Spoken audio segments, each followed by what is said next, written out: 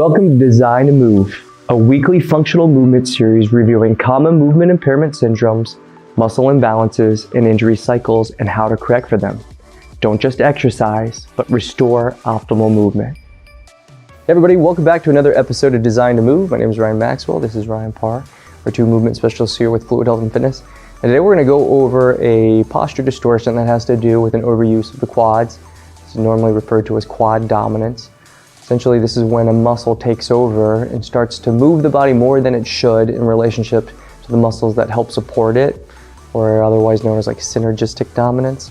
So unfortunately, the quads will have a tendency to become overused or stuck on because the body likes to use flexion in that area. They're a flexor of the knee and of the hip.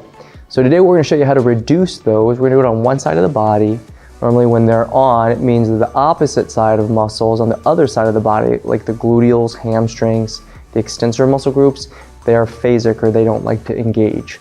So we're going to show you how to activate those and bring the body back into its natural alignment. We've written a blog on the topic. It's in the description below. If you want more information, make sure to read up on it. We also have a table of contents to the side here with timestamps of all the segments that we're going to be going over with a condensed version of the video at the bottom if you just want that as a reference. And we always offer everyone a free movement evaluation or a free movement screen online virtually. And you can do that, request it by emailing us at admin@fluidhealthandfitness.com. On that, we want to get into our topic and we're going to start with our releases. This is our mobility and release segment for the video. Today we're going to target the quad and specifically the two muscles of the quad, rectus femoris, the medial quad muscle, and the vastus lateralis, the outer lateral quadriceps muscle. You're going to need a foam core ball for this. So the first muscle that we're going to target is the rectus femoris. This is, again, a primary knee extensor muscle and hip flexor. So it's the muscle that extends or straightens the knee out, but it also helps to lift the hip up. Now when this guy is tight, it does tug down on the pelvis and it opens up the ribs. So in times past, we've talked about how this impacts flared ribs or again, intra-abdominal pressure being reduced because of it. So we're going to want to make sure that we think about our rib cage position and our pelvis position as we go into this release and soft tissue release drill. So Ryan's going to use this foam core ball, it's our fluid foam core ball, and he's going to get down on the table. He's going to apply the weight of his body onto the ball, basically compressing the muscle between his femur and the actual ball. Now he's supporting his upper body onto his forearms and he's drawing his right leg up and away from the body to give himself a little base of support. Now by doing that, it's going to put more pressure onto his quad. Now the ball is going to be centered right in the middle of the leg, so if he was to roll medial lateral or back and forth, he could start to feel that front muscle kind of glide over it. It'll clunk side to side as he goes into the medialis and the lateralis. You're going to be right on the middle. So once he finds the center point, he's going to again settle into us and kind of relax and hold. Once he sinks, he's going to just breathe in, just let it sit. Allow his body to kind of relax for a little bit. And then he's going to make sure that he maintains his pelvis by keeping his abdominal pressure. He's going to contract his abs. So he's going to shift his weight to his left elbow a little bit. He's going to keep his knee loaded up on the right side. And then turning the toe in on the left, he's going to contract his left glute. And then he's going to bend through the knee and pull the leg back towards his hip. At the top of that movement, he's going to breathe out, relax, and sink back down. Now, you know that you're going to only go as far in the knee bend as you can tolerate by maintaining the contraction of the glute on the same side. He's breathing in as he contracts the glute, breathes out as he lets the leg come back down. And with each cycle of flexion extension, he's going to feel that muscle start to relax and the ball should sink in deeper. Now, we would do that for about 6 to 10 sets and see if you can get the knee bent deeper and deeper each time. And then he's going to go down into another position by getting into the vastus lateralis. This is the lateral sweep. This muscle attaches to the outside portion of the kneecap and then up into the greater trochanter, the hip little junction there at the femur. So now he's just basically shifting his center of mass a little bit more over to the side, and he can even bring his right knee up a little bit more. And that's going to shift his body weight and pelvis over towards the left side. Now again, you'll roll off the rectus femoris onto the lateralis, and you can do multiple spots through that quad muscle. But again, it's the same mechanics. The weight's on the left forearm, head is oriented to the left. He's going to bend the knee, rotate the toe internally on the left side, contract the left glute, breathe in, Pull the leg up through flexion as long as he maintains the flexion of the glute, and then breathe out and relax. You're gonna contract the glute, breathe in, maintain the abdominal pressure, bend the knee until he feels the muscle want to relax on the glute, and then breathe out and sink back down. One more time, you would go through about 6 to 10 of these breathing cycles, trying to achieve more and more range of motion through the flexion of the knee, and again, making sure that you don't move the pelvis as you do this by keeping the glute contracted. That's all you need to do to release the quads, and again, the specifics, the lateral and the medial, and then we're gonna get into our activation. This is our activation segment for the video. Here's where we're gonna show you how to engage the muscles that are traditionally underactive. Now, we're not gonna directly oppose the quadricep here. We're gonna be working on the abdominals. Today, we're gonna work on the external oblique on the same hemisphere of the muscles that we reduced on that side of the body. So the muscle we're gonna activate today is the external oblique, and this is gonna be on the same hemisphere as the quads that we reduced.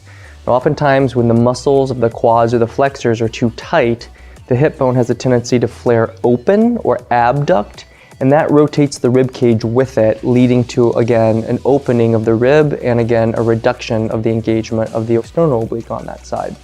So today, what we're gonna do is, again, try to get that guy to get more in control, hold the rib line, and by extension, the pelvis position so that we can keep that hip adducted and internally rotated on the same hemisphere. So Ryan's laying down, he's gonna bend the right knee, he's gonna focus on the left, that's where he started with the release. He's gonna contract his left glute, and by doing so, you'll notice that his hip bone goes up and in. So go ahead and relax, and then flex up and in, and you can see it rotate inward. So you're gonna try to keep that glute in engagement the entire time. Now, as we do that, we also wanna co-contract against the lat on the opposite side. Ryan's gonna push his arm into the table, or you would do it on the floor if you were doing this from home. And then he's gonna come up through the torso, supporting the head in his fingertips, lifting the torso off the table while keeping the glute contracted, and then rotate from left to right. So the left hemisphere is rotating inward. He's breathing in as he comes up, he's keeping his knee inside his hip line, and then he's gonna breathe out and slowly come down to a count of 6. This is a very important function, is the eccentric deceleration of that, again, retraction of the rib. So he's gonna come up, breathe in, rotate through, left glute contracts, right knee stays in towards the midline, and then breathe out and slowly come down to a count of 6. Now, if you struggle with this, you're gonna start to exhibit a couple different compensations. Most of us like to overuse our internal oblique on the right, so you would come up and crunch, and instead of actually pivoting, you're going to do more of a contralateral tilt. You see that all the time. Okay, number one, we don't wanna do that. We wanna make sure that you bring the rib cage towards the pelvis on the left side, so his ribs should be coming downward towards his hip before he pivots. If he releases and he starts to buckle in towards the right, then that again would be a compensation. So watch out for that at home. Also, you'll notice, like with Ryan, because of his tight glutes, he has a tendency to want to abduct the leg. So as he comes up, he tries to leverage his weight by rotating the leg outward. You want to keep that in. So he's going to use his groin, his internal oblique, to help stabilize that hemisphere before he comes up across. Couple key points. Now again, don't lift with the neck as you come up. Support the head in your fingertips. Make sure that you use a nice slow eccentric contraction. Do 2 sets of 20 repetitions with a minute in between to recover. And if you can't do it with compensation, make sure to reduce the range of motion or work up to the volume in the repetitions. And eventually over time, that rib cage will stay nice and engaged and depressed where it belongs and help to stabilize the hip so that you don't overuse the quads. On that, let's get into our next segment. This is our integration segment for the video. Here's where we show you how to engage multiple muscle groups in this series or timing that's responsible for maintaining clean and efficient movement. We want to show you how to reduce the overuse of your quads and engage your posterior chain. We're going to do that from a 4-point position into a hip extension position. Let's get started. So for integration, we're going to get Ryan to a 4-point position. It's kind of a variation of a plank. He's going to go down on his all fours. His shoulders are over his palms. So what we want to do is make sure that when we get into these positions, we protect the body and we try to get into a neutral alignment. So neutral basically means the weight distribution through the body that would protect the joints. So Ryan's head is going to be in line with his TL junction, his rib line, and then in line with his sacrum down here. So if I were to have a broom or a pole and I were to line it up, it would be one line from the head all the way down to the tailbone. Now his shoulders are stacked right over his palms, and he's going to keep his chin tucked. His hips are right over his knees, so he's got to get about a 90-degree angle through the hip, and he's going to extend his left leg behind him. Now this would resemble the mid-stance phase of gait. So it's as if he was on his left leg, he was compressed, and his right leg would be up in flexion. So it's again a gait position. We're going to isolate the position at that mid-stance where we start to see the quad start to dominate the position of the hip. So as he extends the leg and he starts to lift the leg up, a lot of times if the quad is tight, the pelvis is going to sweep open. And we see that a lot in different exercise protocols out there, people doing certain movements that may not actually enhance their functional motion. They're trying to get their glutes to fire, they're trying to get lateral or external rotators to hit, right? But really what they're doing is they're moving through the opposite hip and maybe even through the spine, and all of which is going to create lots of injury cycles down the road. So we're going to stop that. So what he's going to do is, again, part of this integration, use that external oblique that we talked about, right? So he's going to lock that rib down by flexing down through his rib cage. He's then going to breathe in, push into his left palm, and then he's going to flex the glute on the left and lift the leg up with no out sweep, or again, abduction of the hip bone. So that pelvis or that hip bone should be parallel to the floor or to the table in this case, parallel and in line with the opposite hip bone on his right hip. He's going to bring that leg down and slowly relax the glute. So he's going to breathe in as he lifts up, pushing through the left palm, holding the rib line neutral, keeping the glute contracted, and then breathe out and slowly let the leg down.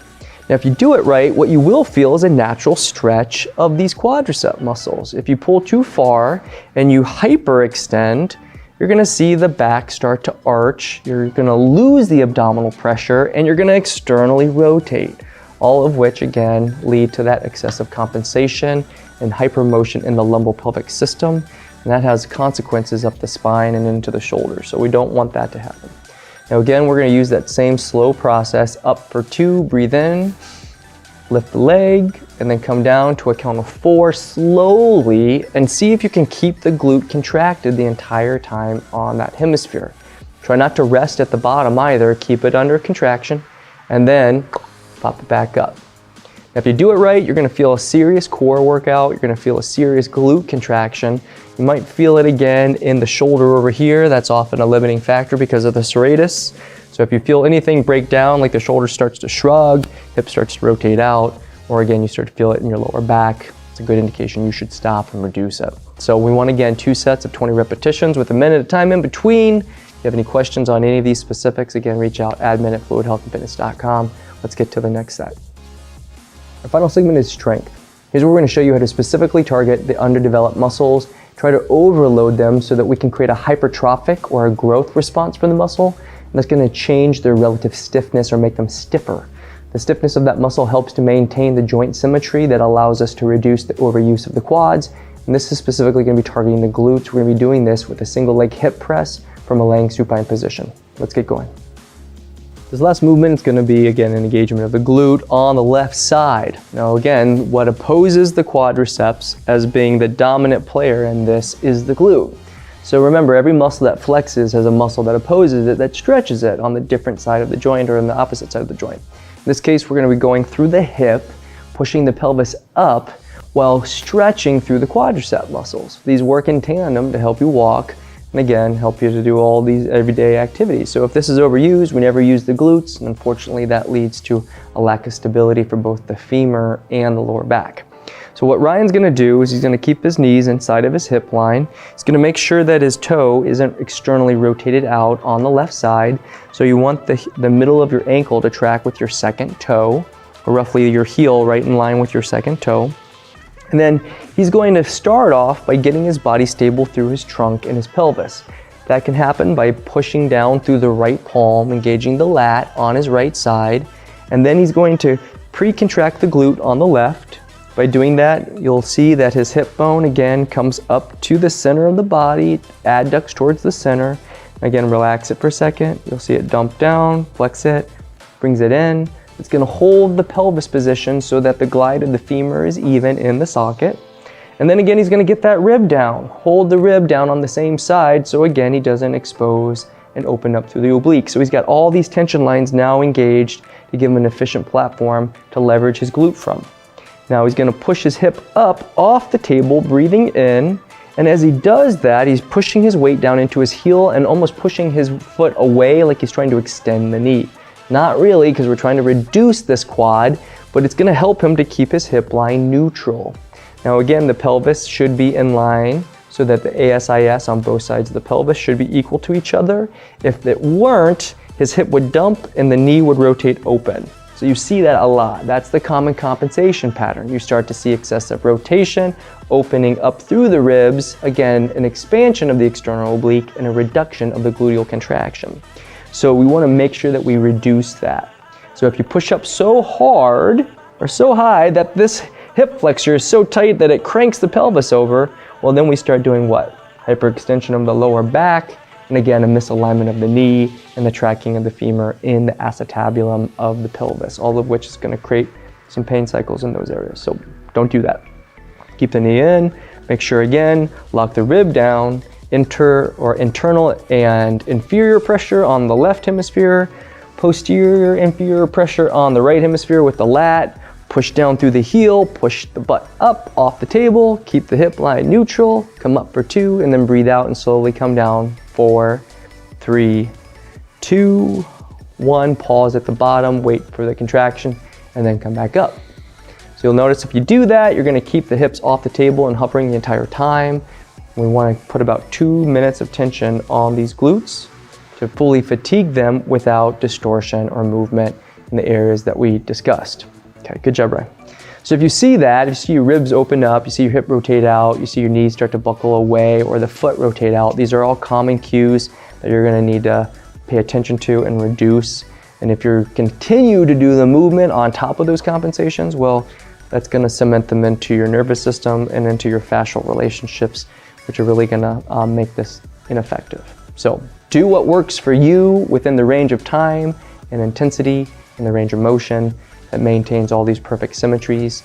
And if you do that over the course of time, you're going to start noticing that the quads stop being the dominant player, the glute starts taking up its own work, it's not taking a siesta, it's starting to work more, and then you should start seeing better movement quality across the board. So remember, 2 times, 20 repetitions, a minute of time in between, or work up to it over the course of time. Thank you for joining us for another episode of Design to Move. We hope you enjoyed the content. Remember, all of us experience in some way quad dominance. Gravity pulls our body into compression in certain areas, and it normally facilitates the overuse of our quadriceps muscles. By applying the techniques, you should start to see a natural leveling out of your pelvis, and again, help to reduce the asymmetries through your whole body, including your mid-back, spine, ribs, and neck. If you have questions on anything that we went over today, make sure to reach out to us at admin@fluidhealthandfitness.com. And as this is just one movement distortion, and there are several throughout the body, if you have specifics on your own body's limitations, make sure to again schedule a free virtual assessment at admin@fluidhealthandfitness.com. We appreciate you joining us one more time. Remember, your body's designed to move, so stay in motion, and we'll see you next week for another episode.